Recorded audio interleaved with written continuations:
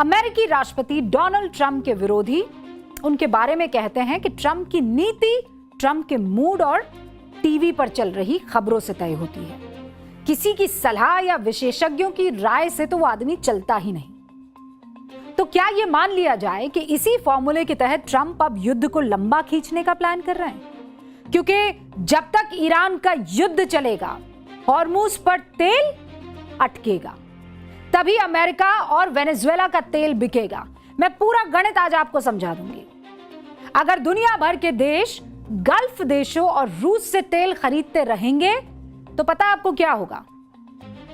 Gulf और रूस से ज्यादातर तेल आता है, ठीक है। अगर वहां से तेल में कोई रुकावट आती है तो फिर दुनिया कहां रुक करेगी? पता है आपको? फिर दुनिया रुक करेगी अमेरिका और वेनेजुएला का। और इसीलिए अमेरिका ये जानता है कि किसी तरीके से इन दो इलाकों में ऐसा कुछ हो जाए ताकि अमेरिका और वेनेजुएला जो वो झुंझुना लेकर बैठे हुए हैं वो हाथ से जाए। यही कारण है कि ट्रंप ने अच्छे भले सीज फायर को तोड़कर तेल के दामों में फिर से आग लगा दी है। और ये हवाई बातें नहीं है। आप ट्रंप के बयानों को देखिए, उनके तर्क और दलीलें लगातार बदल रही है।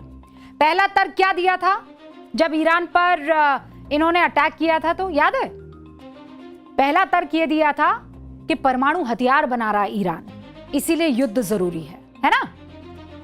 फिर दूसरा तर्क दिया, ईरान मेरी हत्या करना चाहता है, हत्या की साजिश रच रहा है ईरान और इसीलिए युद्ध जरूरी है।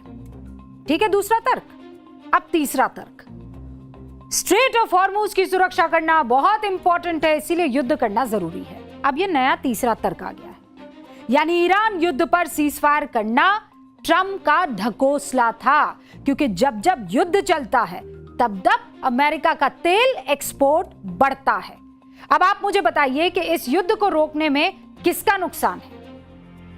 अगर हॉर्मुज में ऑयल शिप्स फंस जाएंगे तो किसका नुकसान होगा? गल्फ कंट्रीज का। और जब उनका नुकसान होगा और बाकी जो देश उनसे तेल खरीद रहे हैं तो वो कहीं और देखेंगे कि कोई और है जहां से तेल मिलता है। तो कोई और कौन है? अमेरिका और वेनेजुएला। इनके यहां से शिप दूसरे रास्ते से निकलेंगे। आज ये पूरा खेल थोड़ा विस्तार से आपको जानने की जरूरत है। ट्रंप के तेल वाले खेल को देखकर मशहूर फिल्म शोले का एक डायलॉग आपको सुनाती हूं। तैयार हैं? एक तो वो गब्बर है, एक वो वीरू है। ठीक है, गब्बर वीरू की जान की सलामती के लिए बसंती को धमकी देता है कि जब तक तेरे पैर चलेंगे तब तक उसकी सांस चलेगी, है ना। युद्ध की इस कहानी में अगर ट्रंप को आप गब्बर मान लें तो उनका भी यही प्लान है। जब तक युद्ध चलेगा अमेरिका के कंट्रोल वाले तेल का एक्सपोर्ट बढ़ेगा। इस रणनीति को समझाने और समझने के लिए पहले दुनिया भर के तेल के एक्सपोर्ट का आंकड़ा आपके सामने रखती हूं। ठीक है, चलिए भैया बोर्ड बाबू का रुख करते हैं। कीजिए प्रणाम। प्रणाम बोर्ड बाबू। ठीक है भाई, तेल का बड़ा खिलाड़ी बैरल प्रतिदिन, ये इंपॉर्टेंट है अपने लिए। ठीक है, अब 3 इंपॉर्टेंट जगह देख लीजिए। पहला तो हो गया इराक, दूसरा हो गया कुवैत और फिर सऊदी अरब। ये है गल्फ कंट्रीज। तो गल्फ कंट्रीज कितना तेल दे रही है पूरे दुनिया को? लगभग 1.2 करोड़, 1.2 करोड़ से लगभग 1.5 करोड़ प्रतिदिन, बैरल प्रतिदिन। ठीक है, फिर उसके बाद नंबर किसका आता है? फिर नंबर आ जाता है रूस का। गल्फ के बाद आया रूस का। रूस कितना दे रहा है? 45 लाख बैरल प्रतिदिन से 50 लाख बैरल प्रतिदिन पहुंचा रहा है। फिर नंबर आता है अमेरिका का। अमेरिका कितना दे रहा है? 40 लाख से 45 लाख बैरल प्रतिदिन। ये पूरा का पूरा तेल का खेल है। ये इंपॉर्टेंट देश है। कौन है? पहले नंबर पर आ गया गल्फ, दूसरे पर आ गया रशिया, तीसरे पर आ गया अमेरिका और अमेरिका ने इसको अपना लिया है। फिर वेनेजुएला आता है चौथे नंबर पर, लगभग 6 लाख से 10 लाख बैरल प्रति दिन ये तेल एक्सपोर्ट कर रहा है। गल्फ देशों का एक बड़ा हिस्सा हॉर्मुज स्ट्रेट से होकर गुजरता है जिसे ईरान ने कंट्रोल कर लिया है। दूसरी तरफ गल्फ देशों की मदद के नाम पर अमेरिका ईरान पर हमले कर रहा है। ट्रंप अच्छी तरह से जानते हैं कि जब तक हॉर्मूज नहीं खुल जाता है तब तक खाड़ी देशों का तेल अटका रहेगा और अमेरिका का तेल बिकता रहेगा। इस युद्ध से किस तरह अमेरिका और वेनेजुएला का तेल एक्सपोर्ट बढ़ा है मैं आपको समझाती हूं। आप समझ गए ना, अमेरिका अभी कहां पर है? 40 लाख से 45 लाख बैरल प्रतिदिन बेच रहा है। अब कहां खेल हुआ है आपको मैं वो समझाती हूं।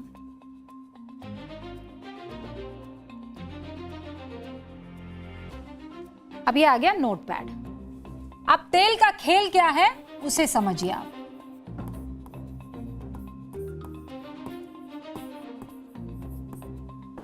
सबसे पहले अमेरिका कब से कब तक कितना, मतलब अभी जो ताजा आंकड़े हमारे पास है वो पहला है जनवरी का। जनवरी में तेल कितना एक्सपोर्ट किया अभी मैंने आपको बताया था। हाँ, जनवरी 2026 से लेकर अप्रैल, मैं अभी अप्रैल भी लिख रही हूं, इसको ध्यान रखिएगा, ठीक है? वो भी 2026 ही। जनवरी में कितना तेल अमेरिका निकाल रहा था अभी मैंने आपको बताया था 40 लाख बैरल पर डे, ठीक है? फिर जो आखिरी आंकड़ा आया वो आया अप्रैल 2026 का। कितना आया? ये 40 हो गया 56 लाख बैरल प्रतिदिन। मतलब जब ये चला, जब ये वॉर चलने शुरू हो गया उसके बाद से आप देख लीजिए, ठीक है? अप्रैल, जनवरी अप्रैल में 2026 में पहले तो था 40 लाख बैरल प्रतिदिन और फिर आ गया 26 लाख बैरल प्रतिदिन। आप जरा इसको अगर जंप आप निकालना चाहे तो कितना हो गया भैया? कितना हो गया? लगभग 16 हो गया। 16 डिवाइडेड बाय 40 अगर करेंगे तो कितना आ जाएगा? और फिर उसके बाद इंटू 100 भी करेंगे, कितना आएगा? 40%। 40% का क्या हुआ है? जंप हो गया है।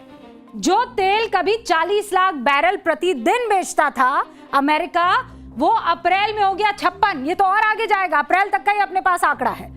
और आप जब इसका परसेंटेज निकालने जाएंगे तो लगभग 40% का जंप हुआ है। फायदा किसको? अमेरिका को।